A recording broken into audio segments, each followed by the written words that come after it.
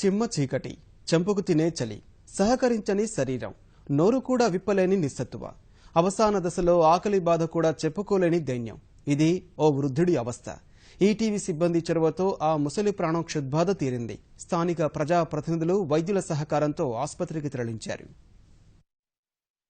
ఇది Vijayawada BRTS రహదారిలోని railway సిబ్బంది నివాస ప్రాంతం. ఇక్కడ చెట్టు కింద మూలుగుతూ ఓ వృద్ధుడు పడి ఉన్నాడు.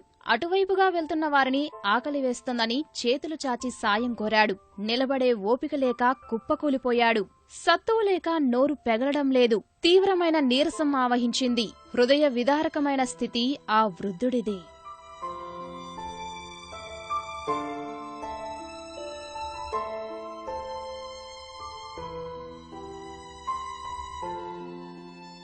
అతని దీనావస్థను చూసిన కొందరు ఈటీవీ సిబ్బందికి సమాచారమిచ్చారు. స్థానిక కార్పొరేటర్ కాకు మల్లికార్జున యాదవ్ను ఈటీవీ సంప్రదించింది. వెళ్లి పరిశీలించగా కాలిగాయంతో ఆ వృద్ధుడు కదల్లేని స్థితిలో విలవిల్లాడుతున్నాడు.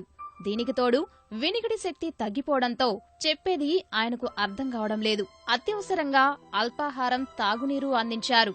దుప్పటి కప్పి రాత్రిపూట ఇబ్బంది లేకుండా విశ్రమించేందుకు అక్కడే ఏర్పాట్లు చేశారు.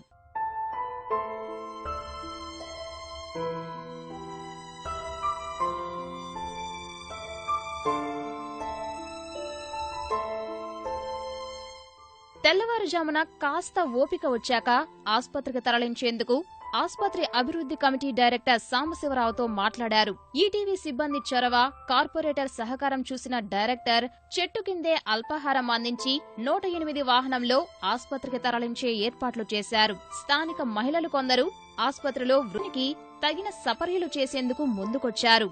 ముందు ఈ కాలు వైద్యం చేయించి వాళ్ళకి తెలియజేసి ఈనాడు ఈటీవీ ద్వారా వాళ్ళ బంధువులు ఎవరైనా వచ్చినా గవర్నమెంట్ హాస్పిటల్లో తీసుకోవచ్చు. వాళ్ళు ఎవరన్నా వస్తే వాళ్ళకి అప్పచెబుతాం. లేదంటే అనాథాశ్రయంలో పెట్టి ఈటీవీ ఈనాడు వారి సహకారంతో వాళ్ళని ఎవరి దగ్గర చేర్చాలో వాళ్ళ దగ్గర చేరుస్తాం. విశేషమైన కృషి చేస్తున్నటువంటి ఈటీవీ యాజమాన్యానికి, ఈటీవీ బృందానికి నేను అభినందనలు తెలియజేస్తున్నాను. హాస్పిటల్లో అతనికి అన్ని విధాల సక్రమంగా సదుపాయం, ఆరోగ్యంగా అతనికి అన్ని విధాల సహకరిస్తానని చెప్పేసి నేను తెలియజేసుకుంటూ, మరి నేను ఎవరు రాకపోతే మరి అతని నిర్మల అనే వృద్ధాశ్రమంలోనూ చేర్పించడానికి కూడా తగు చర్యలు తీసుకుంటామని చెప్పేసి తెలియజేస్తాను. వృద్ధుడి వద్ద లభించిన గుర్తింపు కార్డులను పరిశీలిస్తే తూర్పుగోదావరి జిల్లా సీతానగరం మండలం రఘుదేవపురం వాసిగా తేలింది. పేరు మడక చంటబ్బాయి. రాజమహేంద్రవరం నుంచి ఎవరో తీసుకొచ్చి ఇక్కడ వదిలేసినట్టు తెలుస్తోంది. కుటుంబ వివరాలు వెల్లడించడానికి ఇష్టపడని చంటబ్బాయి గతంలో సైన్యంలో పనిచేసినట్లు చెబుతున్నారు. ఒక ఆడ మనిషి, ఒక మగోడు తీసుకొచ్చి అక్కడ బాగా చేశారు.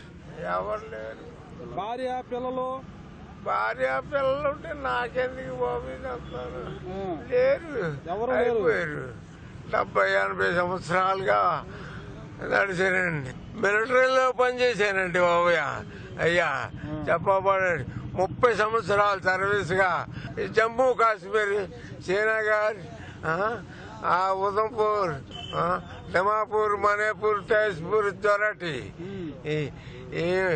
ఇవన్నీ తిరిగాను బాబు. వృద్ధుణ్ణి ఆదుకున్న ఈటీవీ బృందానికి స్థానిక కార్పొరేటర్, వైద్యులు అభినందనలు తెలిపారు. జీవితం కాపాడారని ప్రశంసించారు. కోలుకున్నాక రైల్వే స్టేషన్లో వదిలేస్తే తాను రాజమహేంద్రవరం వెళ్లిపోతానని చంటబ్బాయి కృతజ్ఞతాపూర్వకంగా తెలిపారు.